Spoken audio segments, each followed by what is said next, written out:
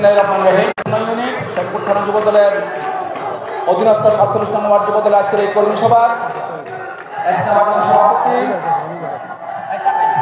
সাইফুল এবং সঞ্চালনে আছেন সাইদুর রহমান শামীম। এবং আজকের এই কর্মী সভাকে সফল করার জন্য আপনাদের মাঝে উপস্থিত হয়েছেন প্রধান বক্তা হিসেবে উপস্থিত আছেন জাতীয়তাবাদী যুব দল ঢাকা মহানগর দক্ষিণের বিপ্লবী সদস্য সচিব। আন্দোলন সংগ্রামের মাধ্যমে লড়াইয়ের মাধ্যমে বিজয় হয়ে যিনি রাজপথ থেকে খুনি হাসিনার পতনকে নিশ্চিত করে বিজয় ছিনিয়ে এনেছিলেন এবং যার মেধা এবং দক্ষতায় জাতীয়তাবাদী যুব দল ঢাকা মহানগর দক্ষিণ অন্য যে কোনো সারা বাংলাদেশ যে কোনো ইউনিটের চেয়ে শক্তিশালী অবস্থানে বর্তমান এবং সাবেক একজন সফল ছাত্রনেতা জাতীয়তাবাদী ছাত্রদল ঢাকা মহানগর পূর্বের প্রতিষ্ঠাকালীন সাংগঠনিক সম্পাদক আজকের এই কর্মী সভার প্রধান বক্তা জনাব রবিউল ইসলাম নয়ন। উপস্থিত আছেন জাতীয়তাবাদী যুব দল ঢাকা মহানগর দক্ষিণের অন্যতম যুগ্ম আহ্বায়ক আরেকজন সাবেক সফল ছাত্রনেতা যিনি রাজপথ থেকে আন্দোলন সংগ্রাম এবং ছাত্র রাজনীতির মাধ্যমে বেড়ে উঠেছেন প্রিয় সহযোদ্ধা জনাব এম এ গাপ্পার। উপস্থিত আছেন জাতীয়তাবাদী যুব দল ঢাকা মহানগর দক্ষিণের অন্যতম যুগ্ম আহ্বায়ক মতিঝিল থানা যুব দলের সাবেক সফল সভাপতি এবং আমাদের সাংগঠনিক টিম এই টিমের টিম লিডার জনাব ইকবাল হোসেন বাবলু।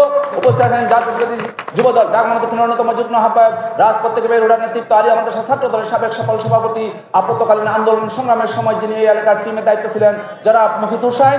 এবং উপস্থিত আছেন জাতীয়তাবাদী যুব দল ঢাকা মহানগর দক্ষিণের ভারপ্রাপ্ত দপ্তর সম্পাদক যিনি আন্দোলন সংগ্রাম সহ সকল সময়ে আপনাদের সাথে যোগাযোগ রক্ষা করে জাতীয়তাবাদী যুব দল ঢাকা মহানগর দক্ষিণকে ঐক্য এবং সুসংহত রেখেছেন প্রিয় সহযোদ্ধা স্নেহভাজন জনাব মোহাম্মদ শাহজাহান চৌধুরী। উপস্থিত আছেন জাতীয়তাবাদী যুব দল ঢাকা মহানগর দক্ষিণের সাবেক এবং বর্তমান নেতৃবৃন্দ অত্র এলাকার বিএনপির সভাপতি সাধারণ সম্পাদক বৃন্দ এবং অত্র থানা বিএনপির সাবেক সাংগঠনিক সম্পাদক এবং নির্বাচিত যিনি বারবার নির্বাচিত হওয়ার পর যার বিজয়কে ছিনিয়ে নেওয়া হয়েছিল প্রিয় শ্রদ্ধাভাজন বড় ভাই জনাব হিমেল ভাই সহ এবং মহিলা দলের নেতৃবৃন্দ। আপনারা যারা আজকে যুব দলের কর্মী সভায় উপস্থিত হয়ে যুব দলের কর্মী সভাকে সফল করতে যাচ্ছেন আপনাদের সবাইকে জাতীয়তাবাদী যুব দল ঢাকা মহানগর দক্ষিণের পক্ষ থেকে শুভেচ্ছা অভিনন্দন। প্রিয় নেতৃবৃন্দ, এতক্ষণ আপনাদের মাঝে ঢাকা মহানগর দক্ষিণের মেধাবী এবং বিচক্ষণ নেতৃবৃন্দ আপনাদের মধ্যে বক্তব্য রেখেছেন। তাদের বক্তব্যের মধ্যে আপনারা বুঝতে পেরেছেন কি করতে হবে, কি করণীয়, কি করা যাবে না, কি করা যাবে। তাই আপনাদের প্রতি অনুরোধ থাকবে, বর্তমান সময়টি বাংলাদেশের জনগণের পক্ষে সময় থাকার কথা ছিল, কিন্তু কিছু ষড়যন্ত্রের কারণে জনগণ তার ভোটের অধিকার এখনো প্রতিষ্ঠা করতে পারে নাই, গণতন্ত্রের পথ এখনো সুগম হয় নাই, মৌলিক অধিকারগুলো এখনো নিশ্চিত হয় নাই। তাই আমাদের ভোটের অধিকার, গণতন্ত্রের পথকে সুগম করা, গণতন্ত্রের চর্চার অধিকার প্রয়োগ করা এবং মৌলিক অধিকারগুলো প্রয়োগ করার জন্য আন্দোলন সংগ্রাম অব্যাহত রাখতে হবে। সেই জন্য আমরা আমাদের আন্দোলন সংগ্রামকে অব্যাহত রেখেছি। আমাদের আদর্শ জননী বেগম খালেদা জিয়া একটি মিথ্যা মামলার কারণে ওনাকে দীর্ঘ 6 বছর কারান্তরীণ রাখা হয়েছিল। এদেশের মানুষের তখন হৃদয়ের মধ্যে রক্তক্ষরণ হয়েছিল। যেদিন বেগম খালেদা জিয়াকে তার স্মৃতি বিজড়িত বাড়ি থেকে বের করে দেওয়া হয়েছিল, 40 বছর স্মৃতি বিজড়িত বাড়ি ক্যান্টনমেন্টের বাড়ি থেকে বের করে দেওয়া হয়েছিল, তার চোখের অশ্রুর সাথে সাথে সারা বাংলাদেশে 18 কোটি জনগণের অশ্রু জ্বলছিল। সেদিন মানুষ কান্নায় ভেঙে পড়েছিল। অন্যদিকে দেখবেন এই খুনি হাসিনা যখন তার একজন উপনির্বাচন, তার একজন ক্যান্ডিডেট যখন গুলশান এলাকায় নির্বাচন করতে গেল, আরাফাত তখন তার ছবিতে হাসিনার ছবি দেখে যখন বলা হয়েছিল এটাকে তখন কি কমেন্ট করেছিল ওই বস্তির মানুষগুলা আপনারা জানবেন।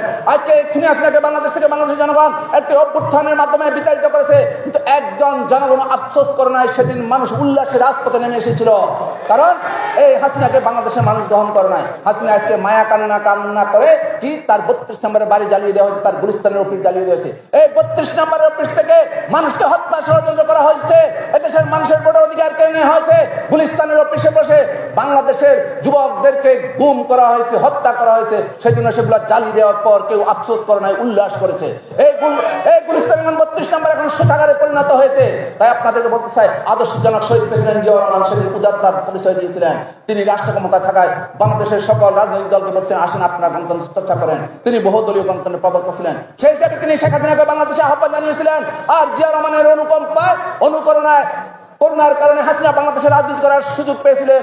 এই হাসিনা রাজনীতি করার সুযোগের পরিপ্রেক্ষিতে কি হলো আপনাদের কাছে একটা জানতে হবে। অনেক হিংস্র জীবজন্তু মানুষের এখন পোষ মানে, বাঘও পোষ মানে, কিন্তু হিংস্র নাগিনী সাপ কখনো পোষ মানে না। এই খুনি হাসিনা ছিল একটি নাগিনী সাপ। জিয়াউর রহমান তাকে বাংলাদেশের রাজনীতি করার অধিকার দিয়েছিল। সে তার চোবল দিয়ে জিয়াউর রহমানের হত্যা ষড়যন্ত্রের সাথে এই খুনি হাসিনা জড়িত ছিল। এই খুনি হাসিনা যখন এভাবে একের পর এক ধ্বংস করছিল মানুষকে, বাংলাদেশের সেনাবাহিনী না বুঝতে পেরে এই খুনি হাসিনাকে পেট্রোনাইজ করে ক্ষমতার দ্বার প্রান্তে নিয়ে গেছিল, তার পরিণতি কি হলো? আমাদের 154 জন চৌকস আর্মি অফিসারকে জীবন দিতে হয়েছিল। এই খুনি হাসিনাকে যখন এই জামাত শিবির অস্ত্র দিচ্ছিল, 2008 সালে খুনি হাসিনা নির্বাচনে জামাত বিএনপিকে পেশা দিয়ে অংশগ্রহণ করেছিল, সেই কারণে জামাতের অসংখ্য কেন্দ্রীয় নেতাকে প্রাণ দিতে হয়েছিল। এই নাগিনী সাহেব কখনো পোষ মানে না। এই খুনি হাসিনা এমনি ভাবে আমাদের অনেক সহযোদ্ধাকে হত্যা করেছে, আমাদের প্রিয় নেতা ইলিয়াস আলীকে গুম করেছে, সবজি আলমকে গুম করেছে, আপনাদের পাশে সূত্রপুর থানা ছাত্র দলের সভাপতি আমাদের সেলিম রেজা পিন্টুকে গুম করেছে, আপনাদের পাশে সূত্রপুর থানা ছাত্র দলের বিপ্লবী সাংগঠনিক সম্পাদক সম্রাট মোল্লাকে গুম করেছে, কোতোয়ালির জহিরকে গুম করেছে, চাচা সোহেলকে গুম করেছে, তেমনি ভাবে অজস্র হাজার হাজার নেতাকর্মীকে গুম করেছে, যারা আজও ফিরে আসে নাই। তাই আমরা বলবো এসব কষ্টের কথা আমরা ভুলে যাব না। অবশ্যই আমাদের নেতাকর্মীরা কোথায় আছে বলতে হবে। আয়নাগর কেন সৃষ্টি করা হয়েছিল? এই আয়নাগরের মাধ্যমে কত মায়ের বুক খালি হয়েছে, কত বোনের স্বামী হারিয়ে গেছে, কত শিশু সন্তান তার পিতার স্নেহ থেকে, বাবা ডাক থেকে বঞ্চিত হয়েছে। এসব কিছু আমরা ভুলে যাব না। হাসিনা, তোমাকে বিচারের মুখোমুখি হতে হবে।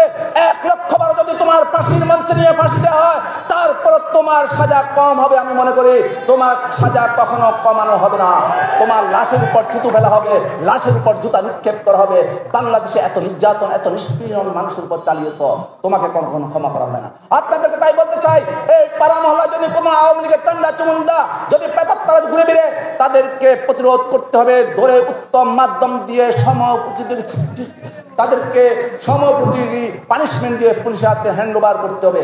এই এলাকায় নাকি অনেক গুন্ডা পান্ডা ছিল, অনেক সন্ত্রাসীর নাম শুনি, তারা কোথায় আসছে? কেউ নাই, কেউ থাকবে না। শুধুমাত্র শহীদের আদর্শের সৈনিকরাই বাংলাদেশে থাকবে। কোন গুন্ডা পান্ডা চোর ডাকাতের জায়গা বাংলাদেশে হবে না, বাংলাদেশে তারা থাকতে পারবে না। তাই আপনাদেরকে ঐক্যবদ্ধ থাকতে হবে।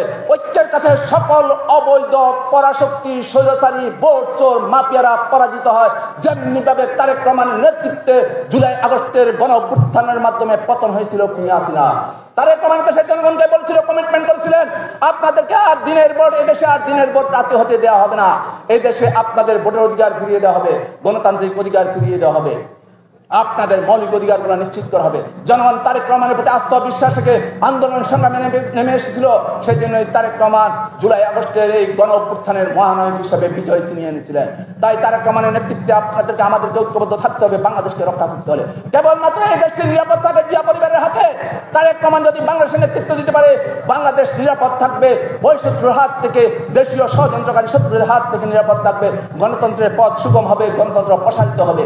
তাই আপনাদের প্রতি উদাত্ত আহ্বান থাকবে, পাড়া মহল্লায় আমাদের বিএনপির ভারপ্রাপ্ত চেয়ারম্যান জনাব তারেক রহমানের 31 দফাকে জনগণের মাঝে নিয়ে যেতে হবে, বুঝাতে হবে। গণতান্ত্রিক অধিকার আদায়ের জন্য এদেশের জনগণকে আবার ঐক্যবদ্ধ করতে হবে। আমাদের ভোটের অধিকার আদায়ের জন্য জনগণকে ঐক্যবদ্ধ করতে হবে। একটি ষড়যন্ত্রকারী একটি চক্র বাংলাদেশকে পিছিয়ে দেওয়ার জন্য মানুষের ভোটের অধিকার থেকে মানুষকে বঞ্চিত করতে চায়। আমরা বলতে চাই, 17 বছর 18 বছর দেশের জনগণ ভোট দিতে পারে নাই, নতুন প্রজন্ম ভোট দিতে পারে নাই। জনগণ ভোট দেওয়ার জন্য উদ্গ্রীব হয়ে বসে আছে। যখন ভোট দেওয়ার সুযোগ পাবে, তখন দানের শীষে চিল মেরে বাক্স ভর্তি করে দেবে, অন্য কারো মার্কায় সিল করবে না। অধিকার আদায় করতে হবে। ভোটের অধিকার আদায় করার জন্য সবাইকে ঐক্যবদ্ধ থাকার আহ্বান জানিয়ে বিএনপি, যুবদল, ছাত্রদল, স্বেচ্ছাসেবক দল, অপর সংগঠন এবং এদেশের গণতন্ত্রকামী জনগণকে সাথে নিয়ে আমরা এগিয়ে যাব, বাংলাদেশকে এগিয়ে নেব। শহীদ জিয়ার স্বপ্নের বাংলাদেশ প্রতিষ্ঠা করব, তারেক রহমানের মানবিক বাংলাদেশ প্রতিষ্ঠা করব। এই আশায় প্রত্যাশায় আজকের মতো এখানে শেষ করলাম। খোদা হাফেজ। বাংলাদেশ জিন্দাবাদ। বাংলাদেশ জাতীয়তাবাদী যুবদল জিন্দাবাদ। আদর্শের জনক শহীদ প্রেসিডেন্ট জিয়াউর রহমান অমর হোক, অমর হোক।